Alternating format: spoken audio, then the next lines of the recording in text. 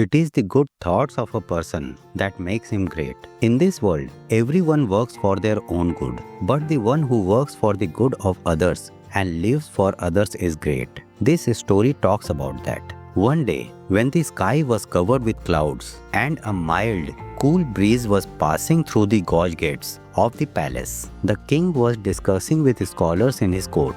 There was a strange curiosity in his eyes. Suddenly, he took a deep breath as he sat on his throne and looked at his most respected scholar sitting in the court. Vidwanji, the king said in a serious tone, "Is there any person in this world who is truly great but whom the world doesn't recognize?" The scholar smiled. There was a relaxed glow on his face, as if he had understood the essence of life. He looked at the king and replied in a calm voice, "Maharaj, there are many people in this world who are beyond the definition of greatness, but the world doesn't know them." The king raised his eyebrows. "How is that possible?" he asked doubtfully.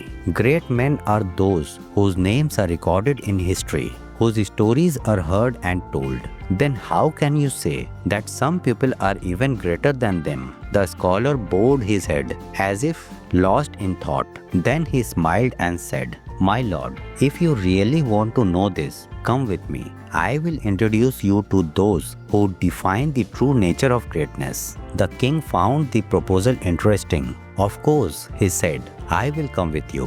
The king and the scholar stepped out of the palace. The sun was about to set. The sky was painted in vermilion color. The royal chariot was ready, but the scholar said to the king, "Maharaj, if you want to see true greatness, we have to go on foot." The king was startled. "On foot?" he asked doubtfully.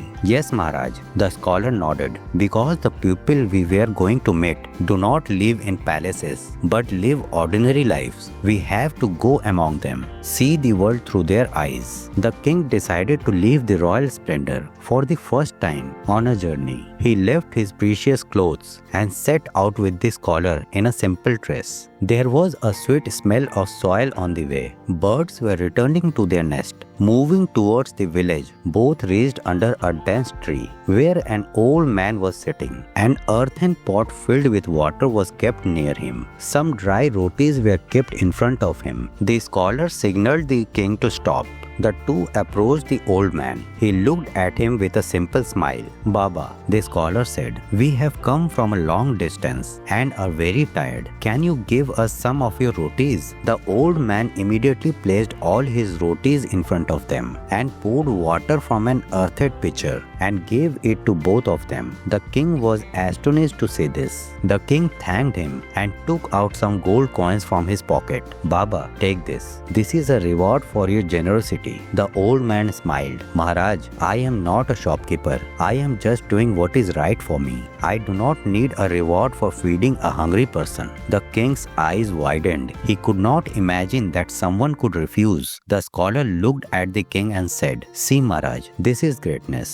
This person does not want any recognition, any reward. He believes only in giving, not in taking." The king was lost in thought. Is this really what greatness is like? After bidding adieu to the old man, the king and the scholar started walking towards the village. Along the way, children were playing, farmers were working in the fields, and women were drawing water from the well. It was a simple village, but there was a strange peace in it. As they entered the village, their eyes fell on a small school. It was not a grand building. It was a simple building with mud walls and thatched roof, but from inside came the sound of children laughing and studying. The king's curiosity increased. "May we go inside?" he asked the scholar. "This is our next destination, Your Majesty." The scholar smiled. Inside the school stood a teacher teaching the children. His eyes were lit with knowledge and compassion. When he saw the king and the scholar, he greeted them with a bowed head. The king asked, "You teach so many children. How much salary do you get?" The teacher laughed. "Maharaj, I do not teach for salary. This village was previously deprived of education. There was no teacher and the future of the children was sinking into darkness. So I took up this responsibility. I teach them for free." The king was stunned. He had never heard of such teachers in the world. The scholar looked at the king and said, "Maharaj, those who live for others are the greatest." That night, the king could not sleep the whole night. He kept thinking that till now he had been looking at greatness in the wrong way. He thought that a great person is one whose name is recorded in history, who has immense wealth, or who is powerful. But today he learned that true greatness is one who lives for others. The next morning, the king and the scholar returned to the palace. But now the king's heart had changed. He had become more calm, more humble than before. "Scholar," the king said, "you have opened my eyes. From today, I too will live for my pupil. I will use my power not only for my benefit, but for those who cannot move forward without my help." The scholar smiled. "Maharaj, this is true greatness. When one learns to live not for himself, but for others, only then he becomes great." The king returned to the palace and announced to the whole kingdom that he would now make new rules for the welfare of his people. He appointed teachers in the villages, provided food and shelter for the poor, and taught all citizens that true greatness lies not in position, wealth, or fame, but in service and kindness.